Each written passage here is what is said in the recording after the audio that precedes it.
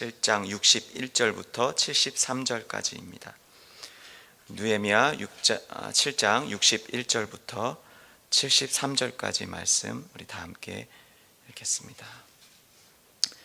델멜라와 델하르사와 그룹과 앗돈과 임멜로부터 올라온 자가 있으나 그들의 종족이나 계보가 이스라엘에 속하였는지는 증거할 수 없으니 그들은 들라야 자손과 도비야 자손과 느고다 자손이라. 모두가 642명이요 제사장 중에는 호바야 자손과 학고스 자손과 바르실레 자손이니 바르실레는 빌라 사람 바르실레의 딸 중의 하나로 아내를 삼고 바르실레의 이름으로 불린 자라. 이 사람들은 계보 중에서 자기 이름을 찾아도 찾지 못하였으므로 그들을 부정하게 여겨 제사장의 직분을 행하지 못하게 하고, 총독이 그들에게 명령하여 우림과 둠밈을 가진 제사장이 일어나기 전에는 지선정물을 먹지 말라 하였느니라. 온 회중의 합계는 42,360명이요 그 외에 노비가 7,337명이요 그들에게 노래하는 남녀가 245명이 있었고 말이 736마리요 노새가 245마리요 낙타가 435마리요 나귀가 6,720마리였느니라. 어떤 족장들은 역사를 위하여 보조하였고 총독은 금 1,000드라크마와 대접 50과 제사장의 의복 530벌을 보물 곳간에 드렸고, 또 어떤 족장들은 금 2만 드라크마와 은 2,200만 회를 역사 곳간에 드렸고, 그 나머지 백성은 금 2만 드라크마와 은 2,000만 회와 제사장의 의복 67벌을 드렸느니라. 이와 같이 제사장들과 레위 사람들과 문지기들과 노래하는 자들과 백성 몇 명과 느디님 사람들과 온 이스라엘 자손이 다 자기들의 성읍에 거주하였느니라. 아멘. 오늘 본문은 어제 보았던 1차 귀한 명단의 마지막 부분입니다. 이 계보에 관련된 중요한 한 가지 문제를 언급하고 있습니다. 그 문제가 뭐였냐면 바로 몇몇 자손들이 원래 이스라엘 사람인지 아닌지가 분명하지 않다는 것이었습니다. 이 사람들은 이 스룹바벨과 여호수아가 처음에 계보를 조사할 때 자신들이 이스라엘 사람들이라고 주장을 했습니다. 그런데 조사를 해보니까 이 사람들이 도대체 누구의 자손들인지 족보를 찾을 수가 없었던 것입니다. 이 사람들이 누구냐면 62절에 보니까 들라야, 도비야, 느고다 자손입니다. 이 사람들은 이 델멜라, 델하르사 등 이런 지역에서 거주했던 사람들인데요. 이 지명들은 이 바벨론 지역의 도시 이름입니다. 여기서 도비야는 1차 귀환 때 바벨론에서 왔던 사람이에요. 그러니까 바벨론 출신이고요. 느헤미야의 성벽 건축을 방해했던 그 도비야, 암몬 사람 도비야와는 다른 사람입니다. 그래서 성경 읽을 때 종종 우리가 동명이인이 나오는데 그것을 좀 주의해서 봐야 합니다. 이 제사장 중에서도 신분이 불분명한 사람들이 있었습니다. 호바야 자손, 학고스 자손, 바르실레 자손입니다. 이 호바야라는 뜻은 여호와께서 숨기셨다인데 이름의 의미에서부터 좀 불분명하지가 않습니다. 그리고 바르실레는 이제 자기 장인어른의 이름을 따서 그대로 사용한 사람입니다.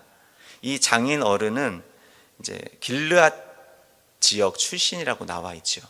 길르앗 지역은 이스라엘 지역 출신이라서 그 이름을 딴 것 같습니다.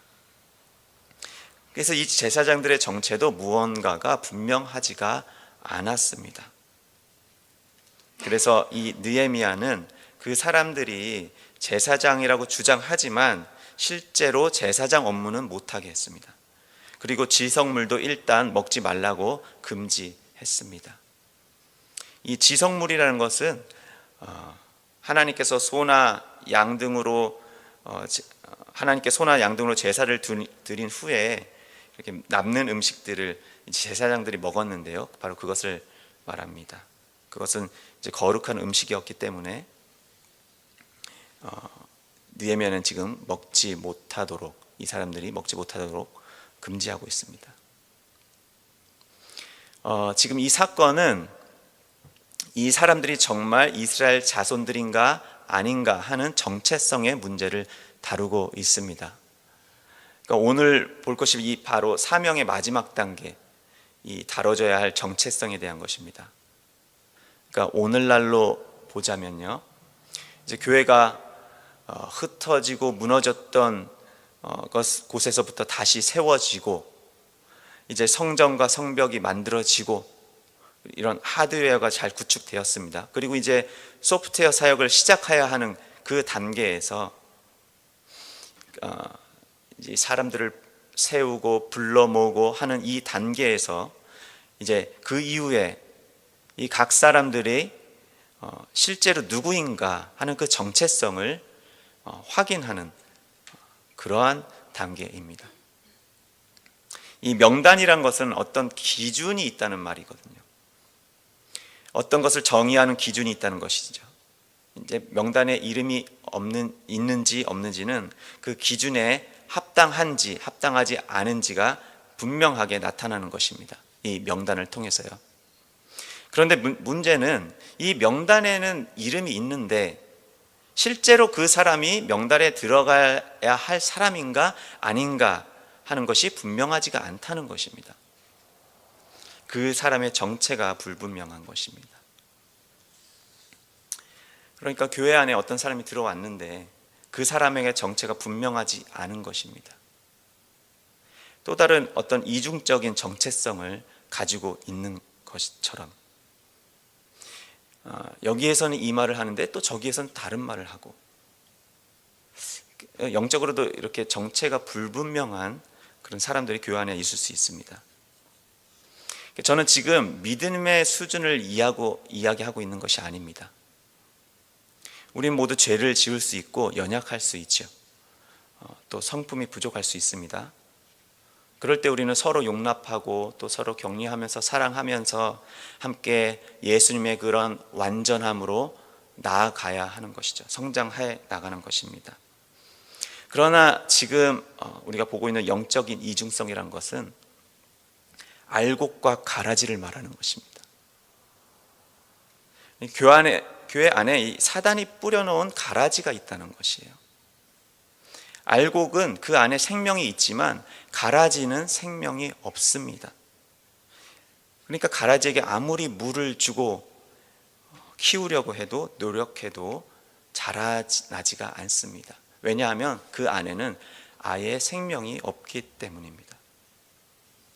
예수님께서 신약의 천국 비유를 말씀하실 때 이 천국은 좋은 씨를 뿌리는 밭과 제밭에 뿌리는 사람과 같은데, 사람들이 잘 때 그 원수가 와서 이 밭에 가라지를 덧뿌리고 갔다 말씀하셨어요. 그리고 그 가라지에 대해서 이렇게 말씀하셨습니다.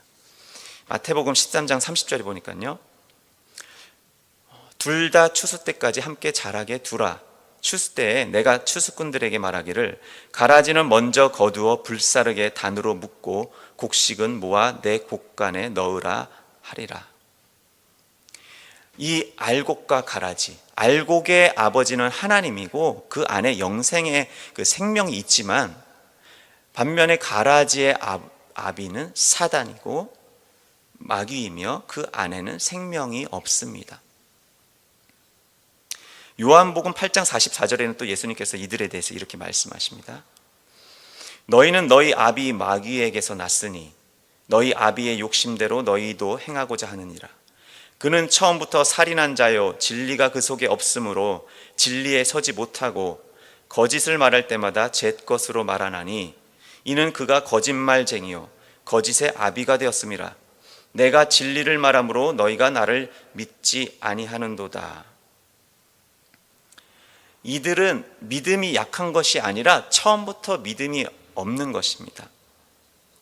믿음이 약한 사람은 죄를 지으면 그래도 어떤 양심의 찔림을 받고 회개할 마음을 품습니다. 그러나 이중적인 이 정체성을 가진 이 가라지와 같은 사람은 죄를 지으면 회개할 생각이 없습니다. 양심의 화인을 맞아서 양심이 작동하지를 않습니다. 그저 자신이 어떤 설정해 놓은 도덕적인 기준에 따라서 살아갈 수 있는 것입니다. 하나님의 진리는 도덕과 윤리를 포함할 수 있지만, 그러한 도덕과 윤리의 성격을 가지고 있지만, 인간의 도덕과 윤리는 진리가 아닙니다. 자, 그렇다면 이럴 경우에는 어떻게 해야 합니까? 이 명단에는 들어왔는데 정체가 불분명한 사람들에 대해서는 어떻게 하나요? 그들은 가라지입니까? 아니면 잠재적인 알곡입니까? 그들은 제사장의 지성물을 먹을 수 있습니까? 아니면 아예 제사장 명단에서 빼버려야 합니까? 이럴 경우에는 우리는 그것을 다시 판단해야 합니다. 그들이 지성물을 먹을 수 있는지 아닌지를 판단해야 하는 그 다른 기준, 그 또 다른 기준이 필요하게 됩니다. 이 명단 이외에 또 다른 기준이 무엇입니까? 바로 오늘 본문의 우림과 둠밈입니다. 우림과 둠밈. 우리 이제 이 우림과 둠밈을 살펴보려고 합니다. 65절에 보니까 총독이 그들에게 명령하여 우림과 둠밈을 가진 제사장이 일어나기 전에는 지성물을 먹지 말라 하였느니라. 네. 여기서 총독 느헤미야가 아주 지혜롭게 대처했습니다. 우림과 둠밈을 가진 제사장이 일어나기 전까지는 판단을 보류하고 있는 것이죠. 일단 금지했다는 것입니다. 그러니까 느헤미야가 그리고 아마도 율법학자 에스라가 좀 더 잘 알 수도 있었을 것 같은데요. 그러니까 느헤미야가 에스라 그들이 더 이상 하나님께 어떤 율법을 어기는 범죄를 저지르고 싶지 않았어요. 그래서 저지르지 않으려고 정말 신중하게 조심스럽게 지금 일을 처리를 하고 있습니다. 그래서 일단은 보류. 오늘날의 어떤 하나님의 사역자들에게도 이러한 어떤 신중함이 필요합니다. 그렇다면은 이 우림과 둠밈을 가진 제사장이 일어나기 전에는 이란 말이 어떤 의미일까요? 네, 여기서 우림과 둠밈은 제사장들이 어떤 일을 판단할 때 사용했던 것입니다. 이것이 정확하게 무엇인지 어떤 형태가 나오지는 않았어요, 성경에. 근데 출애굽기 28장 30절에 보니까 너는 우림과 둠밈을 판결 흉배 안에 넣어서 아론이 여호와 앞에 들어갈 때에 그의 가슴에 붙이게 하라. 지금 하나님께서 모세에게 말씀하시고 있는 거예요. 여호와 앞에 들어갈 때 그의 가슴에 붙이게 하라. 아론은 여호와 앞에서 이스라엘 자손의 흉패를 항상 그의 가슴에 붙일지니라. 그러니까 아론이 처음 대제사장으로 세워질 때 제사장의 의복을 입히는데 그 제사장 옷 위에 옷이 있으면 그 위에 에봇을 입습니다. 그리고 그 에봇 위에 흉패를 붙입니다. 그 흉패 위에는요 12개의 보석을 달아요. 그 12개의 보석을 붙이고 그 안에 또 거기에다가 우림과 둠밈을 넣습니다. 어떤 학자들은 이것이 돌의 일종이 아닐까 추측을 하는데 일단 정확한 것은 몰라요. 왜 우림과 둠밈 둘일까요? 저희가 지금 우림과 둠밈을 좀 자세하게 보고 있는 건데요. 우림도 복수형 단어입니다. 림이라고 끝나는 히브리어 림이라고 끝나면 다 복수형이거든요. 복수형 단어고 둠밈도 복수형 단어입니다. 또 율법에 보면은 우리가 이런 힌트를 얻을 수 있습니다. 증인의 판단에 효력이 있으려면요 혼자가 아니고 반드시 복수여야 해요. 둘 이상이어야 합니다. 또한 이 우림은 뜻이 빛이라는 뜻입니다. light.